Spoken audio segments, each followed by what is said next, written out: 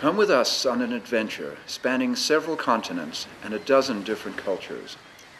It is both a physical journey and a metaphysical voyage of discovery as we seek out the wisdom keepers, the wise ones, the elders, and ask them, where did we come from, we humans? And where are we going? What is our destiny?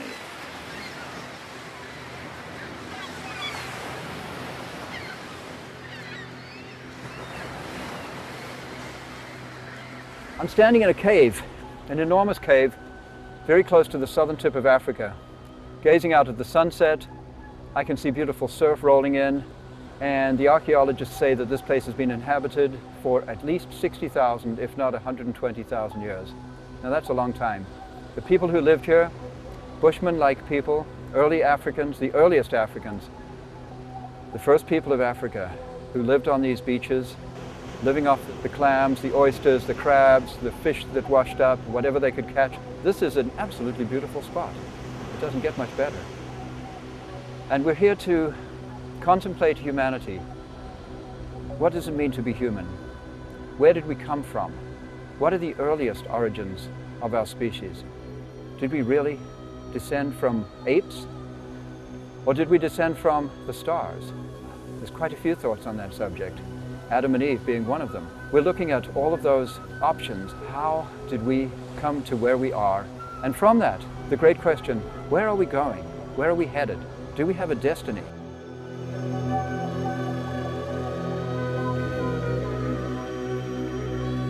It has been said that humanity is about to undergo a major transformation, a major paradigm shift, or a quantum leap in consciousness.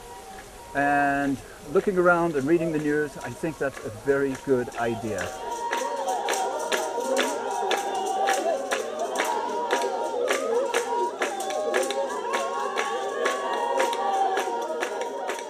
You don't get a future automatically because most species are extinct. And our species certainly seems to be approaching extinction. You're saying that we are not monkeys, they're not going to become monkeys, or we are not coming from the monkeys? They say we started from Adam and Eve. He said all of us, human beings, we come from the stars. It was explained to me that the star people came down here and we were seeded. Where we are going, all of us, is to a great awakening. When your body moves, your spirit flies, and then you're free, and then the magic comes back to you.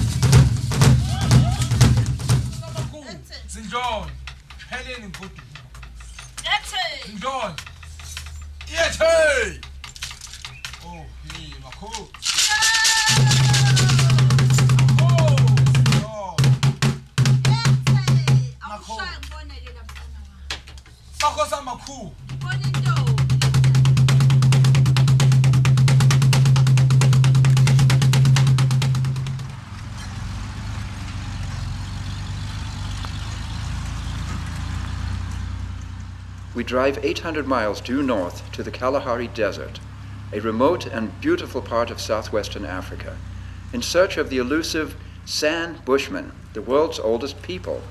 What will they have to say about the origins of our species?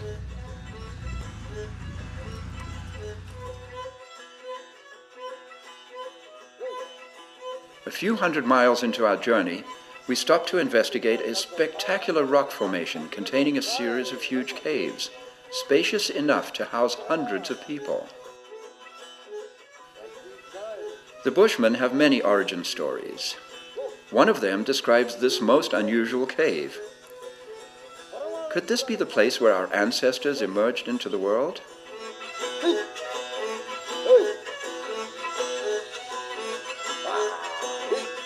Continuing our search, the first clue we find is the rock art. the extraordinary, sophisticated heritage handed down to us by the first people of Africa. What are we looking at here? We're looking at human activity dating back tens of thousands of years. These rock paintings can be found all over the African continent. The last living descendants of the original artists live in the Kalahari. I'm sitting in this cave looking out here at the most beautiful valley, a green valley, through which flows a river. And to that river in the old days would have come all of the wildlife that the people could possibly have needed. The surrounding bush provided all the vegetable materials they needed for existence. They had all the time in the world to paint these miraculous paintings. At the end of our fascinating drive through the arid African landscape, we arrive at dawn to find a series of tiny grass huts by the side of the road. It's very beautiful here, and this is how it's been on planet Earth for centuries and centuries and centuries and millennia beyond count. What do we know about the Bushmen, the first people of Africa? What do we know about humans, humanity in the dawn of time? You talk about the whole human beings. Well, that's another story, see. That's another thing. Because each tribe and each culture, each race has their own version of where they came from.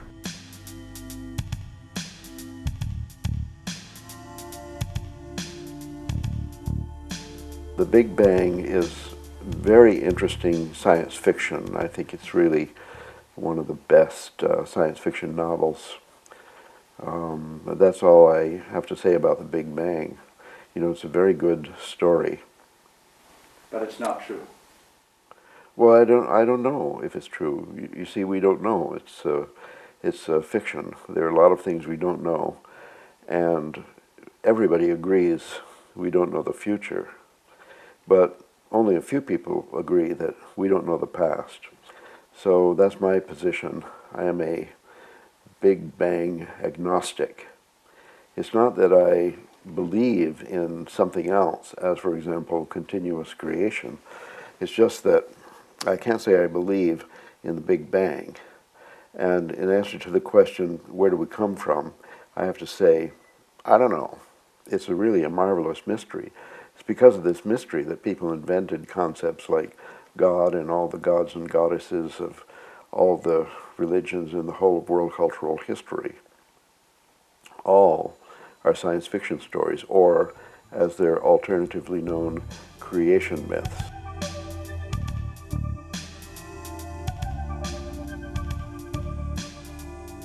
Were we really descended from ape men, from Australopithecines? The most critical moment in the history of humanity occurred when a creature that had never before done so picked up a stone, chipped off a flake or two to form a cutting edge, used it as a tool, and made other tools according to the same pattern from the same material. That was the moment when a pre-human animal became a human animal, and the human revolution began. Man may be excused for feeling some pride at having risen, though not through his own exertions, to the very summit of the organic scale. With all his noble qualities, he still bears in his bodily frame the indelible stamp of his lowly origin. As far as the connection goes between Australopithecines and modern human beings, for example, the kinds of evidence that one uses to establish that are in fact fossil evidence. So we don't have genetic material going back that old. And what paleoanthropologists will tell you is that from the morphology of those particular beings, the Australopithecines that lived several million years ago, one can trace or set up a phylogeny. So one can actually see how human beings are descended from those beings by looking at the morphology of the bones, for example. To me, the morphology of ankle bones, the morphology of jaw bones, doesn't explain how we could have gotten here from there.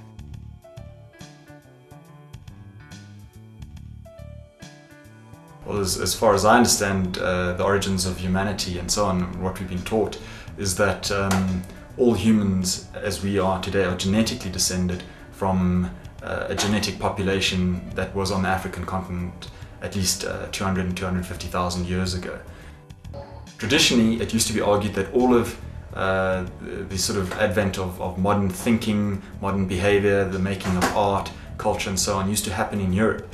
But increasingly more and more dates from the African continent suggests that art, image making, religion, things that we understand to be modern human behavior actually all happened and developed within Africa and were then taken out to the rest of the world by the people from this continent.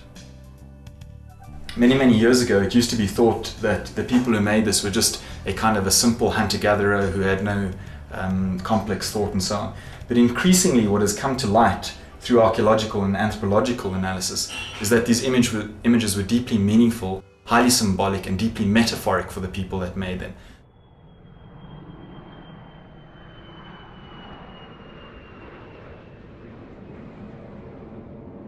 Some Western scientists say we are descended from apes and monkeys. Would you ask her what is her opinion of that? No, according to the belief we are hearing is that we are here again and again, visit after visit, just going from one world to another world. And in other words, all this story from the monkey, that we went from the monkey, and this is maybe happened millions of millions years ago. But we are already humans, and to be a human means a visitor. Nosotros las personas somos visitantes aquí y regresamos al otro mundo y ya. Pero no nos vamos a convertir en changos, ¿verdad? No. So you're saying that we are not monkeys, they're not going to become monkeys, or we are not coming from the monkeys? ¿O nosotros venimos de los changos? No creo, ¿eh? No. Los changos están en otro mundo. The monkeys, they live in another world.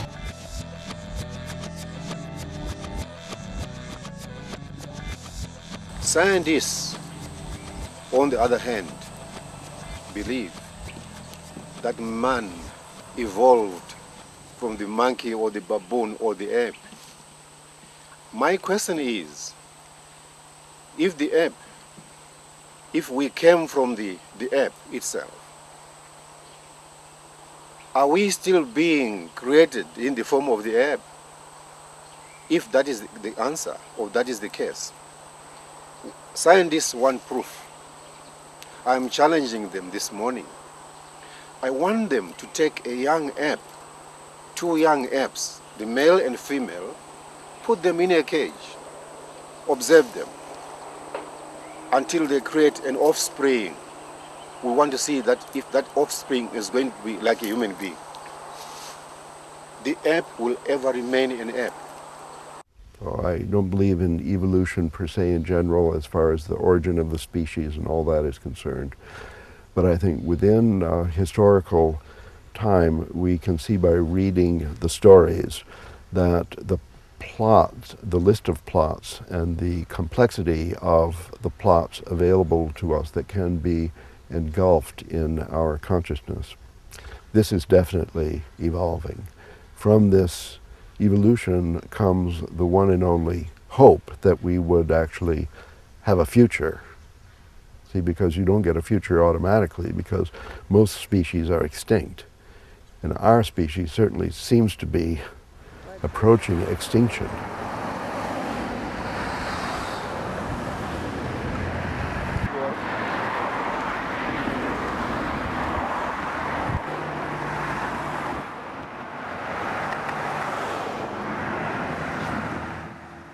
There's a huge gap, a million-year gap or a 1.5 million year gap in Darwinian evolutionary theory. Did we really descend from the ape or pre-human hominids? There's a huge question there, and I'm not sure how many people know this or how widely accepted this is scientifically, but biochemistry, the details of the molecular basis of life, categorically disprove Darwin.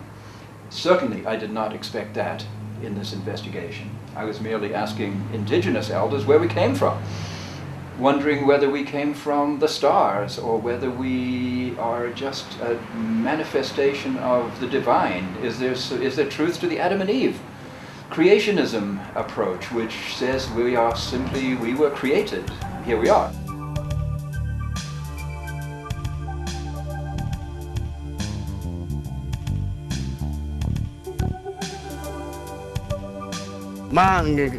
Cabanga ngaloko ngokuzwa ngoba mina ngingane yanamhlanje mangizwa ngoba bamkhulu babethu umuntu oqala kwako Adam no Eva okuyena wayekhona emhlabeni interpret. They say we started from Adam and Eve. The truth is very clear, very simple.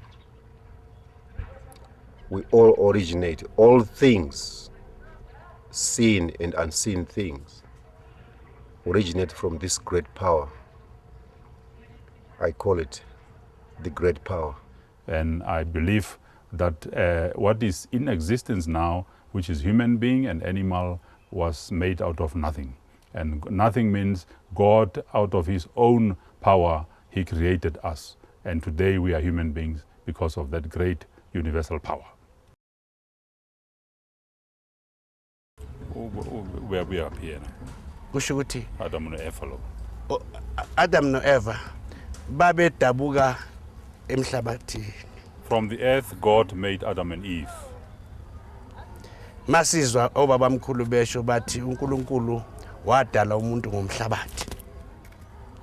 God created mankind from the earth. I believe, in fact, that we are divine beings, that we are made in the image of God, and that we are a vehicle of the divine. And so I don't know if that's more in alignment with the Bible, you know, the creation story, because I believe it is a thought of the divine. We are a thought of the divine. We are an aspect of the divine, as are the animals and the trees. Everything is an aspect of the divine. You create your world by your thought. You create your own world. And once you speak it out here, that's the way it's going to be. That's where it started. That's the way the world was created, with the thought. And the word came, and everything came into action. So it was decided that there would be one more action upon the earth, and one Adam, or Emilius, and his counterpart Eve volunteered to be a prototype, to manifest simultaneously in 5 different places on the earth. In the Caucasus Mountains in Europe as the white race, in Africa as the black race, in Asia as the yellow race, in Lemuria as the brown race, and in... Now, Adam and Eve, let me get this straight, Adam and Eve manifested simultaneously in 5 different places in the 5 different colors of humanity. Yes, and then in Atlantis as the red race. Someone asked Edgar Casey what the Atlanteans looked like, and he said the Iroquois, who call themselves Haudenosaunee, are direct descendants of Atlantis. So they're the red peoples, the tall red peoples of the woodlands in the east, and who went out onto the plains. The brown peoples are the Hopi, the Yavapai. They say they came up from the south. The Diné, or Navajo, came down from the north, and their cousins, the Apache. But the Hopi came up from the south and were kin to the Mayans. So they were Lemurian? Lemurian They were descendants. Lemurian, okay. Yes. Who are we? This human animal.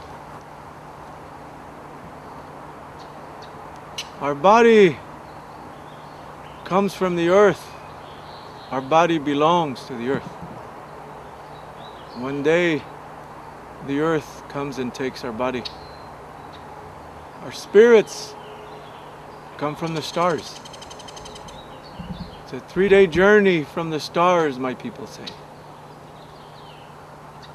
The moment that we pray and sing and cut the umbilical cord, then the spirit enters the newborn baby. Before then, the mother spirit is taking care of the child. Este es apenas el principio de un gran descubrimiento. This seems like the beginning of a grand worldwide discovery. in which the indigenous people are participating with these versions, with our histories, which are called legends, something folkloric. But now we are given it a significance scientifically proven. This is the origin of current man. This is what we can say about the latest advances and discoveries that science has made of the arrival of the human being. We are talking about modern man, as we now exist. 4 colors of people that are distributed into 4 different places of the planet, and that each has had the opportunity to evolve for a period of approximately 12,000 years. And this way, each has had the opportunity to demonstrate their ability to create an environment and evolve within that environment. That has been how it has been up until now. We believe that we are an experiment of a superior intelligence that put us here, and that for us, 12,000 years is a very long time. In other dimensions, in other worlds, other universes, there is a way of seeing things in a different way, not like us. As far as I know, every culture's got a creation myth. And according to the idea of Joseph Campbell, for example, the creation myth can be sorted out into a small number of piles according to their overall structure. And it's thought that this small number of archetypes for our story is because the archetypes are inherent in the structure of the human brain or in the structure of the society which maintains the story through storytelling around the fireside. And those stories have survived, and I think that's what the elders are going to be doing, is to bring in those stories above ground, because they went underground for hundreds of years because of what was happening on the planet. Now they're willing to share it. And those stories, I think, will mean a lot for us because they have very simple teachings. We need to go back to harmonizing the mind and the heart. We have many stories, as a matter of fact. We do have one story about our leader, Gruskavi. He was our teacher, and he was the first man on this island we call Turtle Island. He was made by the Creator, and he was given life. And he was sent here to teach us, but he was one with the Creator as well. And he was sent around the earth to gather information about the earth, all the secrets of the earth. And he left in a strong canoe with his dog, who was called Motham. And they circumnavigated the earth, learning all the secrets. Then they came back and they made man.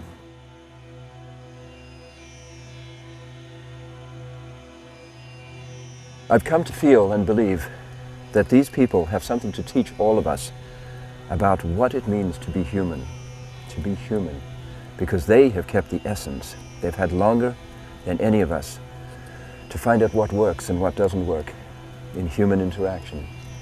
And you know, they're all about happiness. They're all about acceptance. They're all about just sweet, easy, gentle friendliness.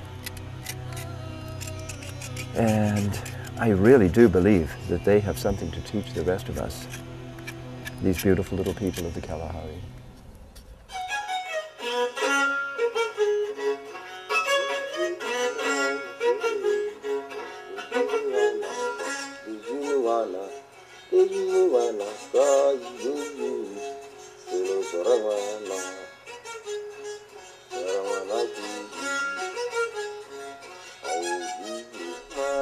We are very happy to be here. We have come to consult with the elders. We have come to consult with the old people of the world, of the indigenous people of the world, with the Bushmen. We feel that you have an understanding that we, Western people, have forgotten. So the question, we have two questions. Where do we come from? humans, all people, where did we come from? Waar vandaan het al die mensen gekomen? Nou ja, die honde en die katten en die leeuws, alles wat dieren nou is, ongediertes, was daar niet, was de mensen geweest. Elke ding wat, als de sprong kan, enige ding wat beweegt. Ja, maar Gert, waar vandaan in die daar? Want mensen en dieren was niet separaat nie. Ja. Wat van die daar? Nou, mensen, dieren. Daar is baie natuurlijke dieren wat volgens een mens zijn. I think he's telling me that a very long time ago animals and people were the same. The first people, many of them were all humans, or we were all animals. The leeuw was een mens. Was een mens. The lion was a man. Ja. Die mantis, die jakkals was ook een mens. Die jakkals. Alles, ja. Alles was mensen. Ja. En die voeltjies was mensen. Mensen. Hoe komen ze dan nou dieren? Why are they now animals? What happened? That's a big change. Nou, hierdie ding van een bushman, wat die fijnste en die kleinste is, dwars die hele wereld, is niet groot nie. Is maar een fijn dingetje. Nou, hij is een afstammeling van een muggie. Je weet muggie? A muggie? Ja. He says the bushman is the finest of the finest. And the bushman being the finest, out of all the animals, the bushman is the, wat is afstammeling nou? He's the descendant of a muggie. Wat is een muggie? Je weet, hij is You know this little je weet niet zo'n vloei, je weet een vloei wat bij de honden is. Like a flea. Ja, zijn. Ja, Is the descendant of the tiniest. Yeah, a muggie. We look that up. Ik zal die Engelse woord krijgen.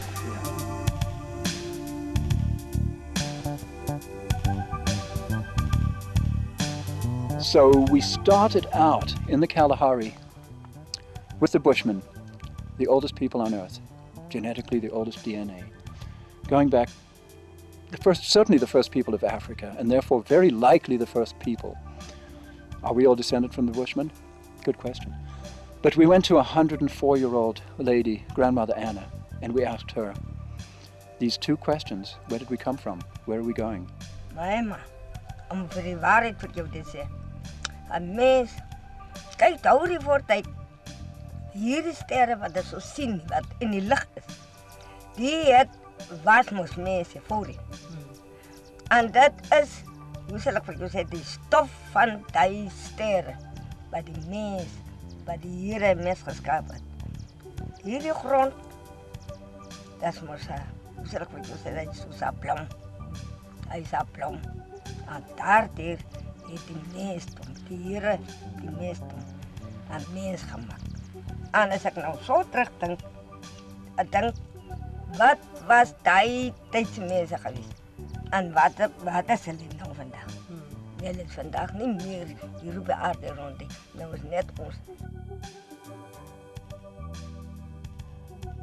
I'm a Rikara Hiradza native, and our belief is that we came from the stars. We are star people. And we believe that all humanity is star people. We came from the stardust. The stardust came from the heavens, from the stars, and they came down and they touched the earth. And the earth and the stardust coagulated. They came together and they formed humanity. And that's why we are the stars. That's where we came from, the Star Nation.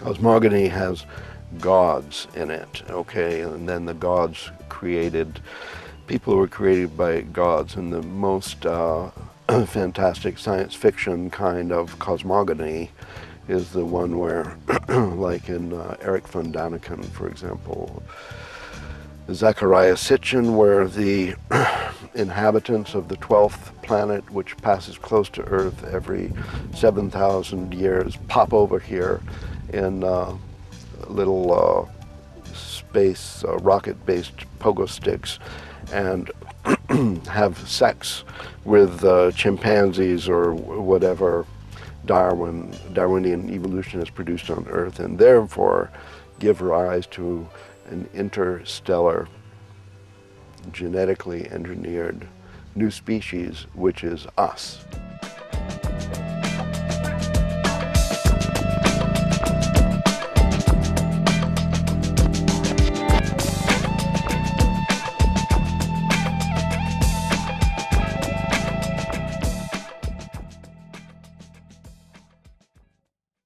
Evidentemente la humanidad. Evidently, it is extraterrestrial. We believe that the human race was planted here as an experiment to participate in the superior project of creation. Well, in the teachings that I have received as a young man, and also have learned from working with the many indigenous peoples around the planet, when people ask us where we're from, the first place we look up is the Pleiades. The Pleiades? How could humankind have gotten here from the Pleiades? Bueno, específicamente la idea es que el origen del hombre son las estrellas. Pero cuando decimos las estrellas hablamos de lugares muy lejanos, que es imposible siquiera pensar en llegar a ellas porque Specifically, the origin of man is the stars. But when we say the stars, we talk about a place very far away. That seems impossible to think that they could arrive here because it is an extraordinary distance that would take more than a lifetime to make the journey to be here. But there are other forms.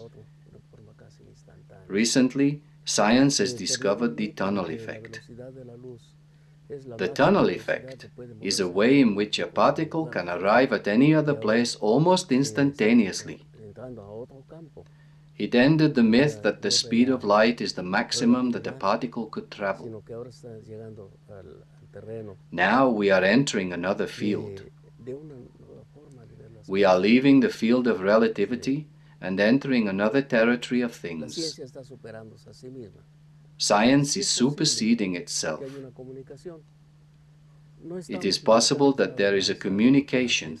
We are not limited to what science says now. There are other forces, other possibilities, and we believe that soon we will have some surprises. When we realize that our origin was when we connected with what we call the space brothers. I don't like to talk much about this in public, in universities or other places, because they will immediately think I am crazy. But always there have been people that in some way have been in contact or in some way, well, there is a communication. Digamos, una comunicación. So, that's a very complicated, it's not a simple question you're asking, it's a complicated question. You know, where the Indian people came from. But that's another thing, see, the Indian people, they would call them came from the stars, they say. You know, they placed them on Mother Earth and they taught them how to be on what to eat and what to, the star people did. Well, I guess it's the people that you call aliens, but they weren't aliens. Means our mother, the moon.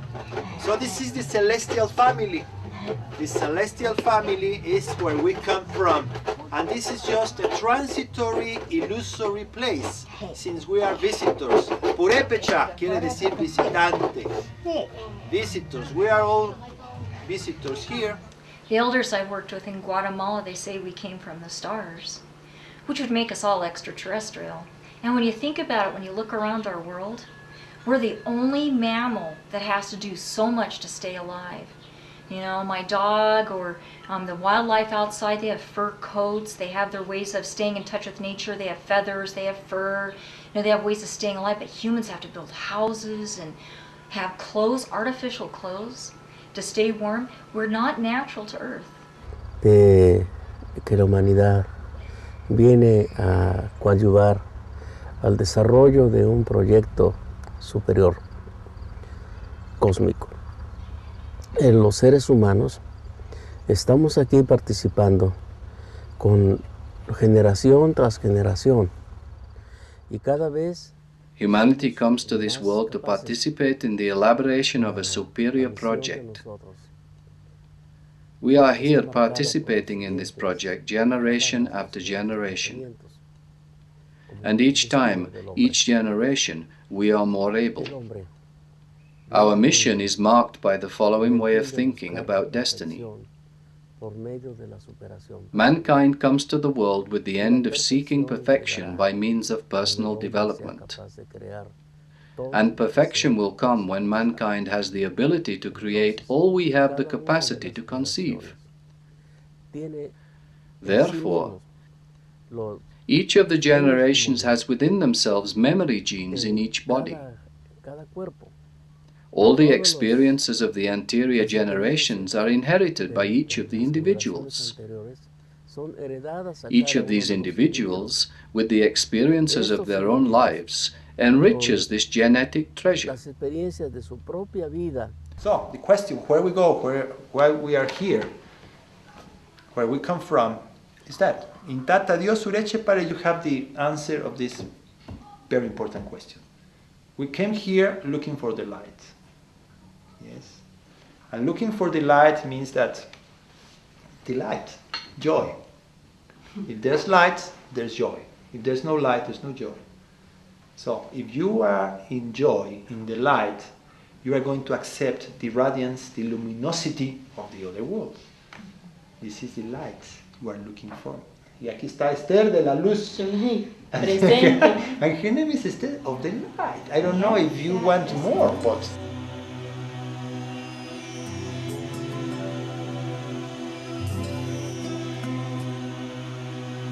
Love. It's love. It's love.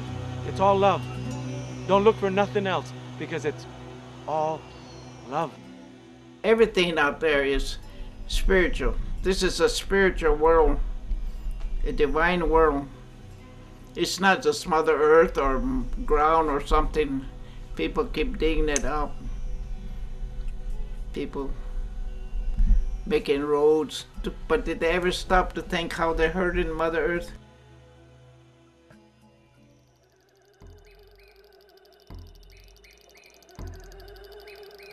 If we came from a paradise, if we as humans have some genetic memory of the Garden of Eden, of a beautiful paradise, and then something happened, something terrible happened and we lost it. We ate of the tree of the knowledge of good and evil. What does that mean?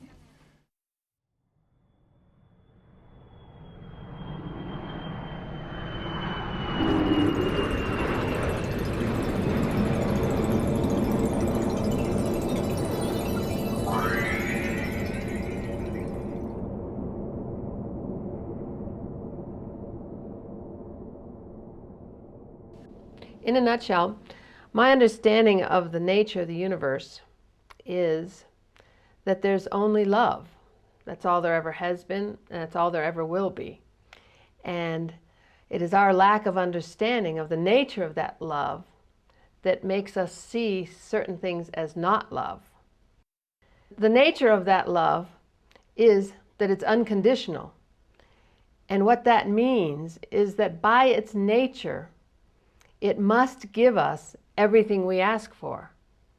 And our beliefs, our assumptions, are our requests to that energy of love. So that this energy, this consciousness of unconditional love that drives all things and creates all things, must give us what we ask for. So, if we believe in scarcity, if we believe in separation, we will create poverty, we will create war. Because if there is another, and if there is not enough, then to have enough, we must fight for our survival and fight with the other to have the power to obtain what we perceive we need. Western mind people have lost their connection to the earth. We've lost our connection to knowing that the earth is the giver of life. She is our mother. She is our grandmother. Everything that we are, she gives to us. The air we breathe, the water we drink, the food we eat. Her love is unconditional for human and for all the inhabitants of this universe and our earth. Mesta que peyako akunono. Mesta que peyako akunono.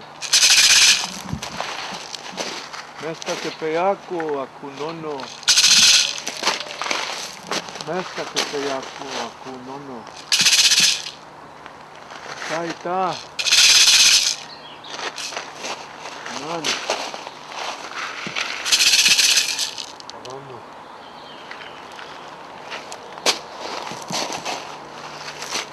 We're asking the powers of earth and sky, the water, the trees, all life, to come and help us. This human animal, we are the only one lost in this beautiful world.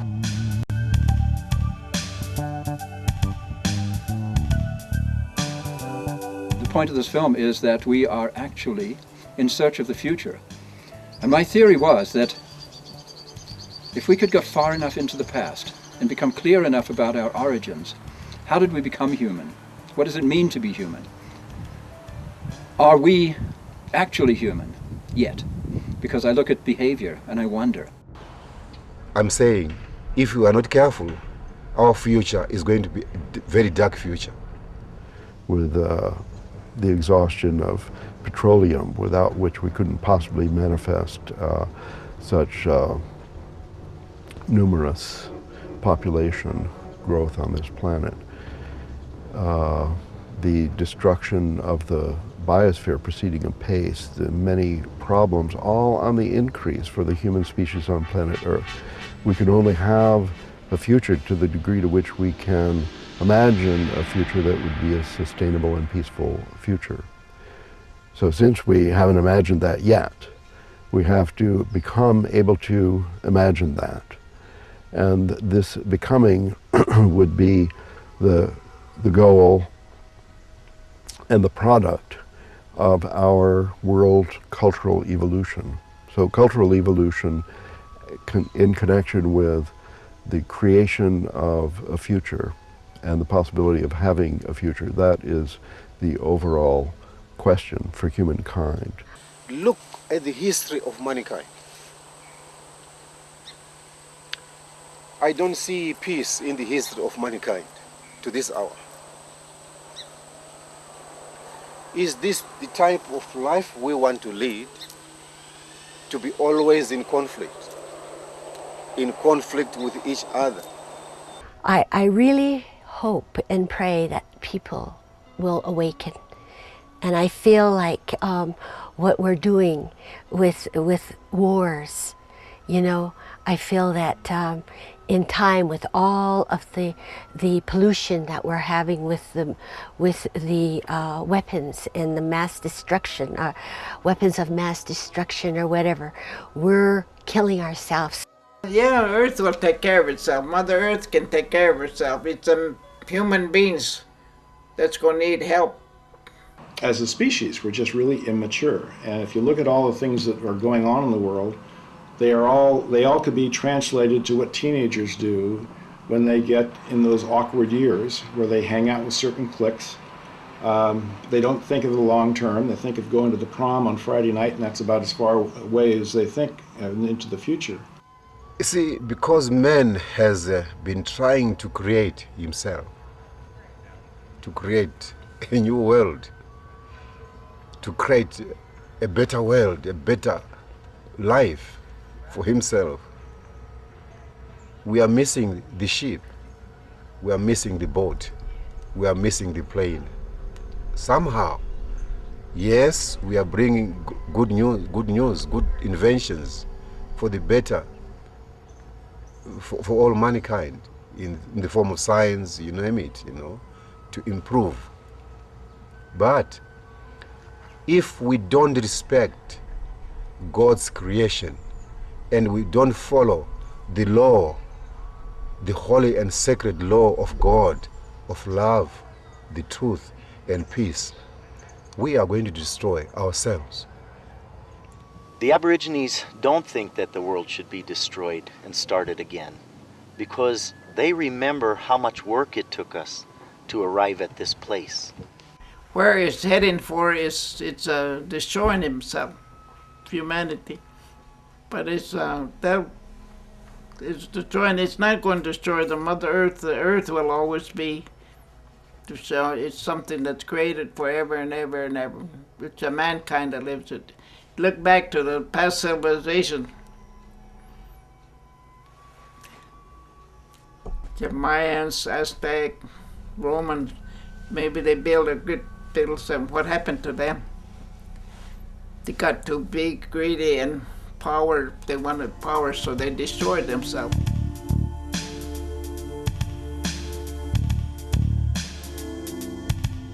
Our prophecy says that in 2012, there will be no potable water to drink because we're polluting so rapidly, so fast. And I think about that. I don't know about the Mayan calendar in a sense. I've heard of it, I've read it, but I don't have the knowledge to speak about it. However, I know that it's in the prophecy of the elders that speak, that if we don't get our senses straight immediately, we are going to suffer. And that is just, we don't have to suffer. We have time. We have time. And I think with all the things that are happening with our fear, the first sickness of humanity is fear. In some people's prophecies, we're at the lowest of the low at this point. We're firmly lodged in will, materialism, and greed, stuck in our lower chakras, and from here everything is uphill. Back to the memory, back to the knowledge of who we are as people and why we were placed here on the earth. The Mayan calendar predicts that in the year 2012 there will be the end of life on this earth as we know it now. Now what people think that means is it's going to be the end of the world. And it's not. It's not the end of the Mayan calendar either. It's the end of a cycle of time that comes back around again and starts over. Now when it comes back around, it's like a serpent. So the serpent never catches his tail, okay? He actually comes back around, and it's an evolutionary notch up. So it's a spiral. So what we're coming back around to feels very familiar on a very deep level inside of us, but we have learned so much in that 104,000 year cycle that now we're going to take it another notch up and become creators of a new reality. Many people have been concentrating on the Mayan calendar, which we all know ends December the 21st, 2012. We've had the honor to work with the Mayans. And everybody in the world is concerned about what is going to happen, what kind of change is going to occur. Of course, everybody looks at it from the negative point of view, that terrible things are going to happen, the world's going to end and all of this stuff. But in working with the Maya, in dealing with this question, they say something very simple. When it ends, all that's happening is the start of a new beginning. Too many of us have been asleep. Too much anesthesia of religiosity. Too much anesthesia of geopolitical drama for too long, several thousand years. Where we are going is a great awakening of the magic in the human heart. Throughout all of history, humanity has wondered about the future. Since the beginning of time, we have consulted the oracles, the prophets, the astrologers, the witch doctors, the shamans, and the soothsayers. Here in the 21st century, is there anyone we can turn to for guidance?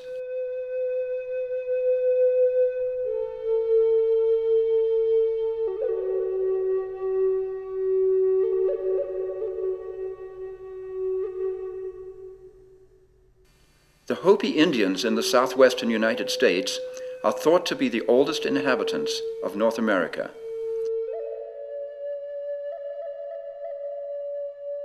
The Hopi have an ancient prophecy that sheds light on the choices that lie ahead of us.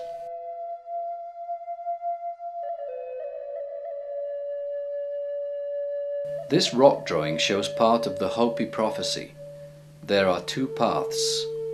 The first, with high technology, but separate from natural and spiritual law, leads to these jagged lines representing chaos. The lower path is one that remains in harmony with natural law. Here we see a line that represents a choice, like a bridge joining the paths.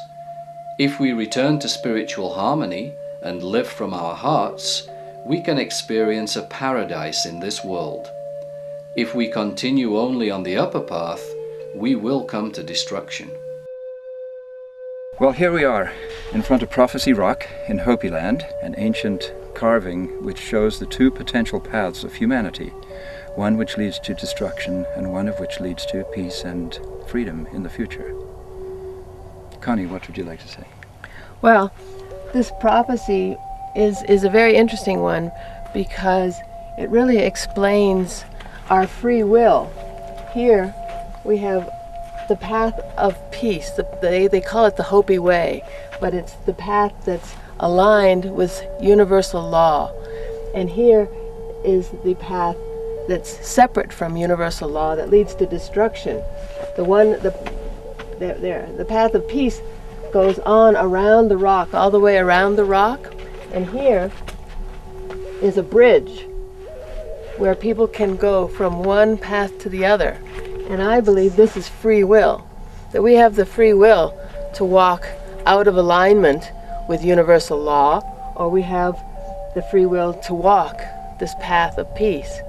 And I think as soon as humanity comes to understand that it's really our choice that has led to the world that we live in, that we will in fact choose another way and stop blaming others for our condition.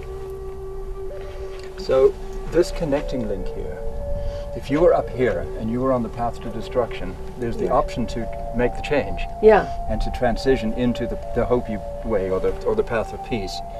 And also if you're on this path, you could fall from the path and go this way. Right. And this is free will. You're right. This is the essence of the free will of humanity. Exactly. So I think it's very significant and very important, and once humanity truly understands that and once they get the information about universal law, what universal law looks like, what the true nature of the universe is, which has to do with a conscious, loving, interconnected universe where humanity is so loved by all of creation that we are given everything we ask for, that it is in fact a loving universe that's responding to our requests, that creates our reality. You might be wondering who this is on my computer here. It's Grandfather Api. He is a Kalahari bushman who lives right now in southern Africa, close to the borders of Namibia and Botswana. Nou, ons wil graag kyk op daardie punt kom wat daar vir ons ooplig, daar 'n lig is dat ons kan sien. Waartoe kan ons gaan? Waar kan ons sit? Waar kan ons met open harte ook lekker sit en lekker gesels en ook lag. Want ons kan nie meer lag. Jy moet nou stilletjies lag. As jy wil lag. Everything stems from fear. Anger, hatred, jealousy, self-doubt. All of the horrible sicknesses stem from fear. And if we can just allow ourselves to love, to walk through that fear and see that we're all one species, we're all related. the context has shifted from a society of fear, mistrust, separation, to a context of compassion, trust, and connection, not only connection to each other, but connection to everything, connection to nature, connection to spirit. Well, it is frightening, but you know what? Sometimes that's what it takes to wake people up. And when they get afraid enough, they start looking into their fear. What's causing this? Why am I so afraid? And when that fear comes to them, they can look at it and they can say, I can do something about this. I can stop this. I can make this well. I don't have to be afraid if I reach out and I start healing myself and I start opening up to other cultures and other languages. I can heal this. We can stop this mass destruction.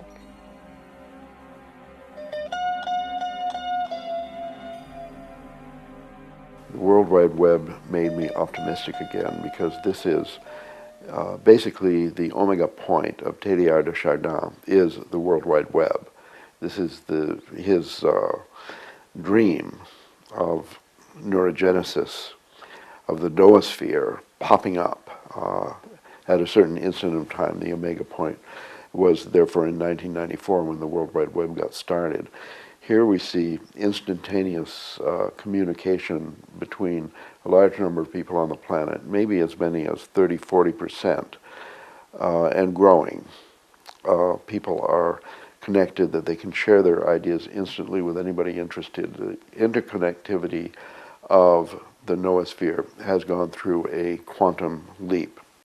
The kind of thinking, the kind of shift I'm talking about in growing up is literally strictly a change of how we think. Just that simple. It doesn't take any government money. It doesn't take any studies. It isn't going to require any budget from anybody. It's just start thinking differently. Thinking as if we are all connected. Thinking like a mature person would think. When you look at how a parent and a child are so different, the child thinks about that immediate gratification, that thing they want. They're hungry, they want food right now. They crave and they want it. They don't think about the consequences. The adult is there to teach them their long-term consequences. They got to get along with everybody, that kind of thing. Well, that's what we need to learn. So if we can get to that place of recognizing what our mystic friends and our philosophers and now even our scientists tell us, that we're all really connected. Even our science, which we hold so dear, is saying we're all connected. So if we can just start acting that way and thinking that way, instead of that we're all separate and we all have to get our hand on our thing and be disconnected, separate, that's just outmoded thinking. That's not the way the world works. Many changes in the 1960s became fixtures of European and American society, and this was the result, apparently the result of conscious effort by a large number of people to affect the future by working on themselves and working together to create a society that was more harmonious, more loving, more in harmony with the environment and so on. Jy moet weet, hierdie lewe wat hier is, jy sien 'n toekoms, maar jy sien ook nie 'n toekoms nie. As jy nie die toekoms vir jou as mens, wat God hier op aarde geskaap het, en wat jy weet wat jy kan doen vir God, en vir die mens wat omgee vir jou, en wat jy omgee vir hom, kan doen. En daai wie jy vir hom doen, daai wie hy vir jou doen, met dit saam waardeer, kan jy nog 'n toekoms sien. En dan gaan God vir jou, as jy aan God se hande vasleef, sy regterkant se hand vasleef, sy voete vasleef, kan jy daai pad loop. Dat sal geweldig altyd rondom jou wees, maar jy is bewus van daarvan. Maar vir wie kan jy?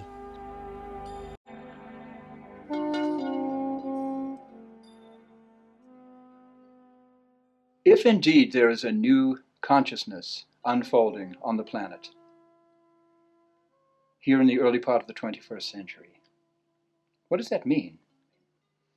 What could a new consciousness bring to life on this planet? Evolution, the way you are expressing it, is that consciousness. It is a form of evolution taking place within us today. So to speak scientifically, it is that evolution, the change from the mind of human beings into the spiritual mind of a new being. So there is evolution, which is transformation again, spirituality. Wake up and be aware. Do something. Change your way of life. Change your way of thinking. Change your way of feeling. Pretty soon you're going, all it's going to be is just that. You can't survive by yourself. You've got to survive with one another. In order to survive, you got to survive, take care of each other, like that. So, but right now we are in transition.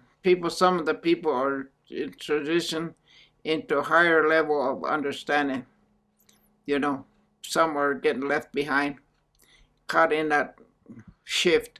I call it the shift of the worlds, shifting of the worlds, like that.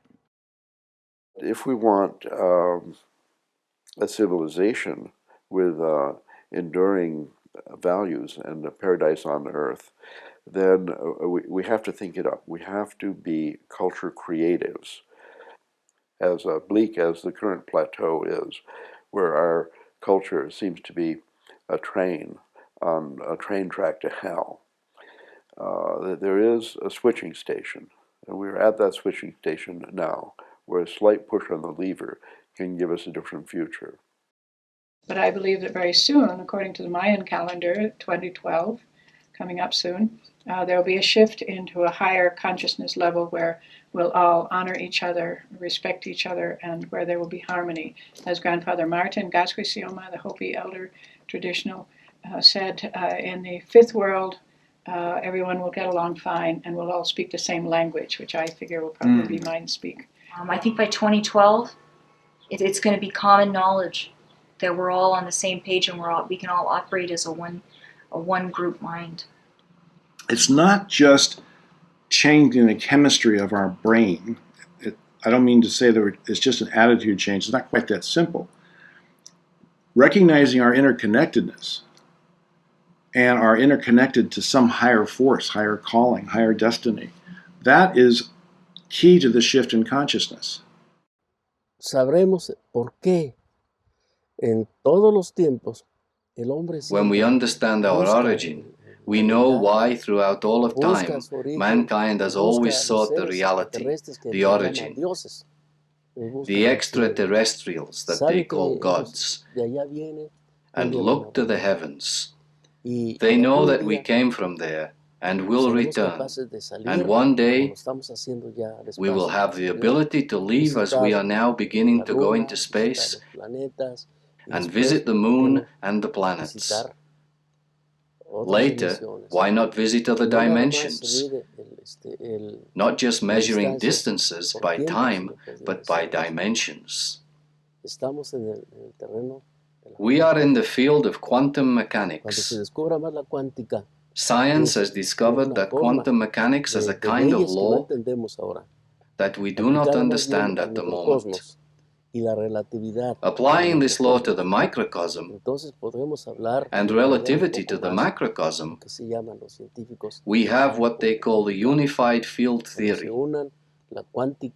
Unifying quantum mechanics and relativity, we can talk about a reality where we can travel in different dimensions that exist here and now. They coexist in different frequencies, different vibrational rates. This is each of the dimensions. In this dimension in which we live now, we are vibrating in a certain wavelength in which this whole universe vibrates. Our senses are only able to receive this frequency. But occasionally, some people can pass beyond this frequency and see what there is on the other side.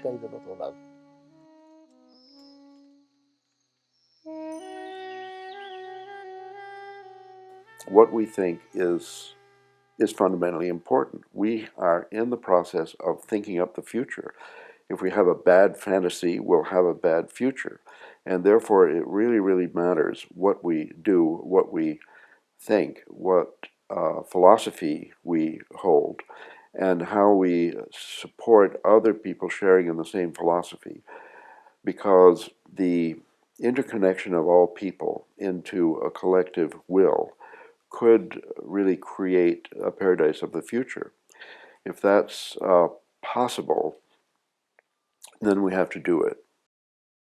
We're coming to the end of the age of analysis, the age of classical physics, the age of the understanding of the universe that came to us via people like Charles Darwin and Isaac Newton and Descartes. A rather bleak world. So as the indigenous worldview somehow connects with the Western worldview, as we adapt to each other, as we come together, as a synthesis occurs of these two previously diametrically opposite worldviews, we get to a real understanding of the nature of the universe. I believe that once we come to understand the abundant nature of the universe, we catch glimpses of it with Jesus when he fed the multitudes out of the loaves of bread and the fishes. That was an example to us of the abundant nature of the universe, the unlimited abundance of all things. The trees wish to help us. The rivers, the oceans wish to help us. The birds wish to help us. All the other people are called animals. They wish to help us. All we have to do is ask for help. We are having visions. We are all having similar dreams. Whether you're white, you're red, you're yellow, you're black, we are having similar dreams. Watch out for your future. Listen to the voice of the Creator. Wat ek nou sien, wat ek as ek so dink soos ek daar dink, lê en dink sien ek hierdie ding. Dit sal dieselfde word wat hy voorheen mense gewees het. Hulle was ons mense. Nou is dit nie meer mense nie. Nou ja, daardeur sien ek dat dieselfde sal seker maar met ons gaan. Terugkeer. Terug. Most of our people believe that when we go, they call it that Milky Way. You call Milky Way, that's the path that the spirit travel that way back to the stars.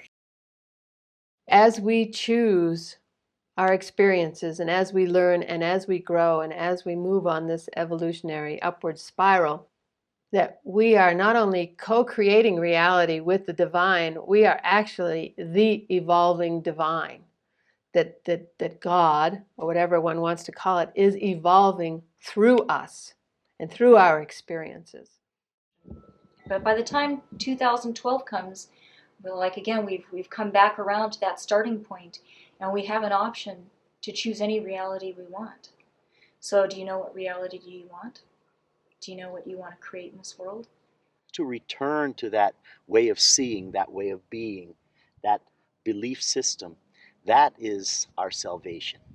And there'll be some who are there already, and there'll be some who come along getting dragged, by their feet and screaming.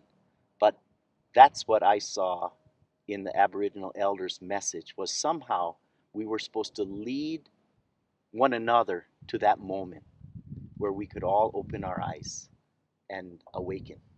That awakening, the magic in the human heart, is to re-engage ourselves in a magical way with the earth and the sky. We are working to bring the elders of the indigenous peoples from all over the world together to share this knowledge that they have accepted to carry on for many generations from their peoples, to help the human race become aware, to make this transition of how we're going to walk the right road into the future. how we can protect this earth, how we can connect with all humans, how we can love each other. The little bit we can do for each other, the little bit we can do to make each other's hearts happy can contribute to the broader picture. So then you can see some future. If we can just come in respect and as human beings and do a little bit for each other. And even though around you there could be dangers and all sorts of stuff, it's not important because you have the strength of doing bits of bits and the heart strengthens through that. And that's why you got coming and soak their free liver. Yes, please. Okay, baie Very strong dankie. for you. Thank you, Gert. Yeah. This is Gert, Bushman of the Kalahari, and he has just given us some beautiful wisdom and guidance for the future about all of us coming together in peace and freedom and love. If we love one another, we respect one another, we are going to have a better world. This is what I see about our future. It depends entirely on our behavior towards one another. And we can't live really spiritually healthy or physically healthy or mentally healthy without love. Love from life. We all believe, we have an innate knowing and we trust and we have no doubt that the sun is going to come up every day. We believe that and we know it. But we doubt someone loves us and we're always looking, always running around looking for someone to confirm who we are and to give love. But the truth is if we don't love ourselves, we can never feel love from anyone else. We are taught as Indian people, we're not only taught to respect and honor all life, but with that comes the word love. Love is what projects and makes all things happen. Love itself. We have to learn to love ourselves first, and then we learn to love all of other lives as well, and all people, no matter what race or what nationality, what color, whoever they are all over the earth. Love is what will make for a peaceful time. Once we understand how loved we are by this consciousness that creates and drives all things, by the trees who are a part of this consciousness, these trees who give us oxygen and shelter, by the earth who feeds us, by the sun who brings us warmth and light. Once we understand that we are so desperately loved by these energies and that they are standing at attention, waiting for our requests, each of our requests, our individual requests, our collective requests. Once we understand that, that feeling of love will open our heart and we will feel differently about our neighbor, about the world. And with that feeling, we will begin to create different requests, different assumptions. We will assume that we're loved, and therefore we will change our thinking and create a world of love, of peace, of abundance.